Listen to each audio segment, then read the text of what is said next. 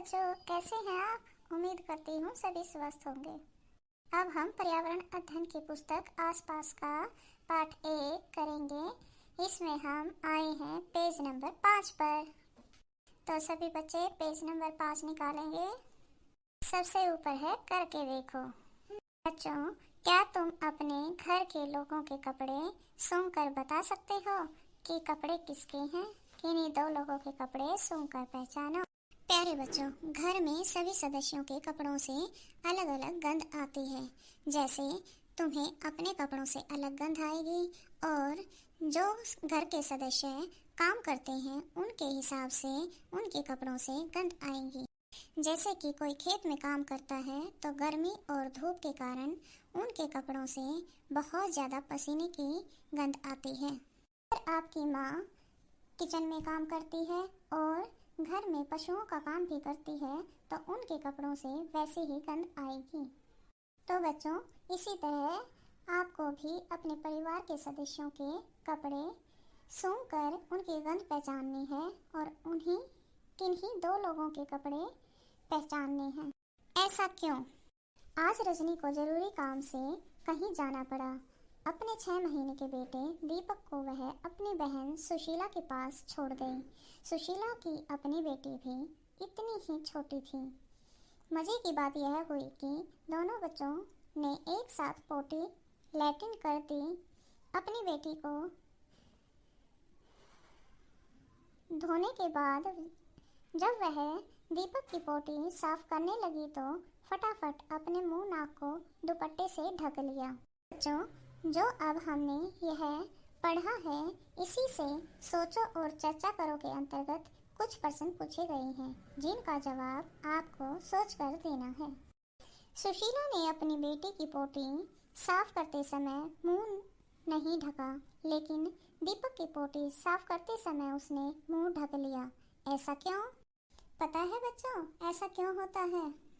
बच्चों, जब कोई माँ अपने बच्चे की पोटी धोती है तो माँ सिर्फ उस बच्चे की सफाई पर ध्यान देती है, जबकि दूसरे के बच्चे की पोटी धोते समय उसको गंदगी दिखाई देती है। इसी तरह जब सुशीला अपनी बेटी की पोटी साफ कर रही थी तो उसका ध्यान अपनी बेटी की सफाई पर था, ना कि बदबू पर। वह अपनी बेटी की पोटी को गंदगी नहीं मान रही थी, लेकिन दीपक की पोटी साफ करते हुए गंदगी का विचार मन में आया, इसलिए उसने फट से मुंह ढक लिया। बच्चों, अक्सर गंध हमें तब ज़्यादा आती है जब हमारा मन गंध के बारे में ज़्यादा सोचने लगता है।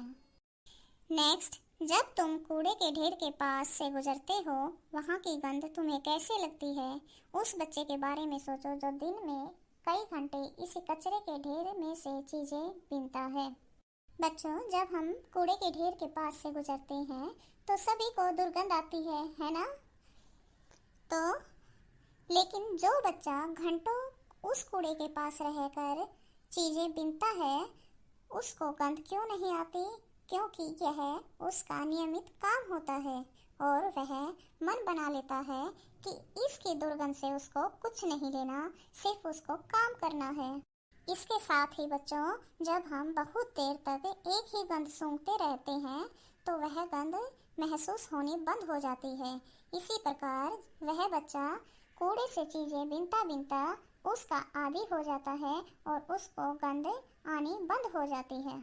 लेकिन बच्चों, आपको पता है ना, बच्चों के लिए कूड़े के ढेर के पास इतने घंटे तक बने रहना उसके स्वास्थ्य के लिए सही नहीं है। स्वास्थ्य तो क्या, उसकी ज़िंदगी के लिए भी सही नहीं है, क्योंकि यह समय उसका पढ़ने का होता है। क्या गंध का अच्छा या बुरा होना सभी के लिए एक ही जैसा होता है या इस पर हमारी सोच का भी असर पड़ता है? बच्चों, आपको पता है गंध का अच्छा या बुरा होना एक जैसा नहीं होता। यह हमारी सोच पर निर्भर करता है। किसी को कोई गंध अच्छी लगती है तो किसी को वही गंध बुरी लगती है। गंध का अच्छा होना या बुरा होना हमारी पसंद या नापसंद पर निर्भर करता है। अब पेज नंबर 6। कैसे दिखा? किसी ऐसे पक्षी का नाम लिखो जिसकी आंखें सामने की तरफ होती हैं। उल्लू। उल्लू की आंखें सामने की तरफ होती हैं। ऐसे कुछ पक्षियों के नाम लिखो जिनकी आंखें सिर के दोनों तरफ होती हैं। इन पक्षियों की आंखों का आकार उनके सिर की तुलना में कैसा होता है? आपने देखे हैं ना बच्चों पक्षी?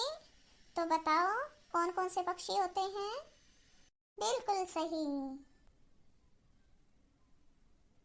कौवा, कबूतर, मोर, बत्तख, गोरैया, बटेर, अबाबिल, हंस, मैना, गिद्ध, बुलबुल, कोयल, चकता, मुर्गी, चील, चिड़िया, तोता, सारस, कठफोड़वा और भी बहुत सारे पक्षी हैं जिनकी आंखें सिर के दोनों तरफ होती हैं।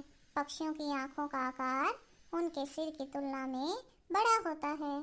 बड़ी आंखें साफ देखने में मदद करती हैं, उड़ते हुए टकराने से बचाती हैं और दूर से शिकार को पहचानने और पकड़ने में भी मदद करती हैं।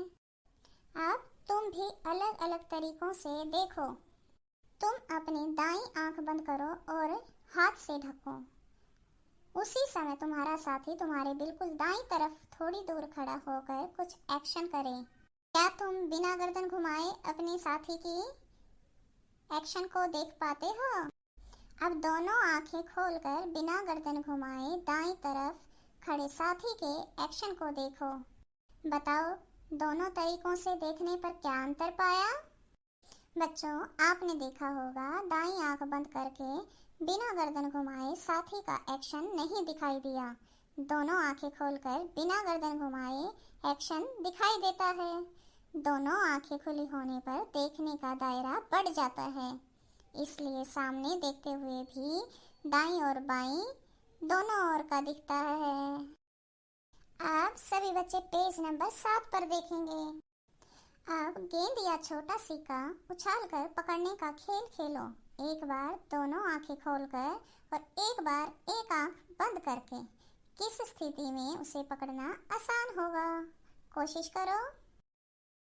आप देखोगे बच्चों, जब आपकी दोनों आंखें खुली होंगी तो बॉल पकड़ने में आसानी होगी, लेकिन एक आंख बंद करके थोड़ी सी दिक्कत हो सकती है।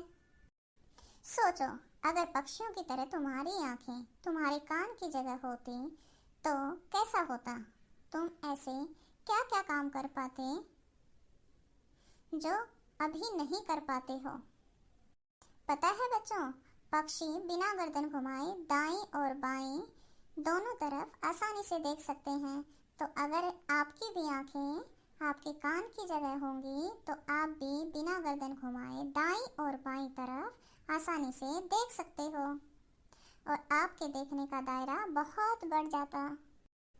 चील, बाज और गिद्ध जैसे पक्षी हमसे 4 गुना ज़्यादा दूर से देख पाते हैं। जो चीज़ हमें 2 मीटर की दूरी से दिखाई देती है, वही चीज़ ये पक्षी 8 मीटर की दूरी से देख लेते हैं। क्या तुम सोच सकते हो, जमीन पर पड़ी हुई एक रोटी किसी चील को कितनी दूर से दिखाई दे जाती होगी? लगभग 2 किलोमीटर से। हाँ बच्चों, चील को जमीन पर पड़ी हुई रोटी लगभग 2 किलोमीटर से दिखाई देती है।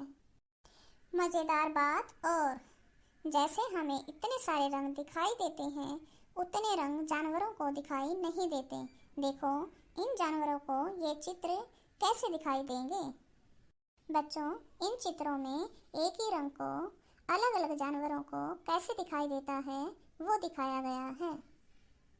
आमतौर पर माना जाता है कि दिन में जागने वाले जानवर कुछ रंग देख पाते हैं, रात में जागने वाले जानवर हर चीज़ को सफ़ेद और काली ही देखते हैं। Page number 8। कितने तेज हैं कान? तुमने कक्षा 4 में पढ़ा था, हमें पक्षियों के कान दिखाई नहीं देते। उनके बाहरी कान छोटे छोटे छेद जैसे होते हैं जो उनके पंखों से ढके रहते हैं। तो बच्चों, अब आपके लिखने की बारी है। जल्दी जल्दी लिखना है आपको। तो लिखो, 10 जानवरों के नाम लिखो जिनके कान दिखते हैं। इनमें गाय, भैंस, बैल, बकरी, कुत्ता, बिल्ली, हाथी, खरगोश, शेर, हिरन, बंदर, भेड़, भालू हो सकते हैं। कुछ जानवरों के नाम लिखो जिनके बाहरी कान हमारे बाहरी कानों से बड़े होते हैं। गाय, भैंस, बैल, बकरी, कुत्ता, गधा, हाथी, खरगोश। इनके कान हमारे कानों से बड़े होते हैं। सोचो, तुम्हें क्या लगता है, क्या जानवरों के कान के आकार और उनके सुनने की शक्ति में कुछ संबंध होता है? आपको पता है बच्चों, जानवरों के कान के आकार और उनके सुनने की शक्ति में बहुत ज़्यादा संबंध होता है। कान की सही बनावट बहुत महत्वपूर्ण होती है। अधिक बड़े बाहरी कान आवाज़ को ठीक ढंग से कान के अंदर ले जाते हैं और जिसके कारण उनको सही और साफ सुनाई देता है। जानवरों के बड़े कान उन्हें ठंडा रखने में भी मदद करते हैं। करके देखो। स्कूल में कोई शांत जगह ढूंढो। वहाँ एक बच्चा बाकी बच्चों से थोड़ी दूर खड़ा होकर धीरे से कुछ बोले। बाकी बच्चे उसे ध्यान से सुने। वही बच्चा फिर से उतनी ही धीरे बोले। इस बार बाकी बच्चे अपने कानों के पीछे हाथ रखकर सुने। किस बार आवाज़ ज़्यादा साफ सुनाई दी, अपने साथियों से भी पता करो। प्यारे बच्चों, ये एक्टिविटी आपको अपने भाई बहन या माता पिता के साथ या परिवार के अन्य सदस्यों के साथ करके देखनी है। आपको पता चलेगा कि कानों के पीछे हाथ रखने से ज़्यादा साफ सुनाई देता है। हाथों के कारण कान का बाहरी हिस्सा बड़ा हो गया था, जिससे आवाज़ें अच्छी तरह से कान के अंदर गई और यही कारण था कि हमें और ज़्यादा साफ सुनाई दिया। उम्मीद करती हूँ सभी बच्चों को ये पाठ अच्छे से समझ आ गया होगा। आ गया ना सभी बच्चों को अच्छे से समझे?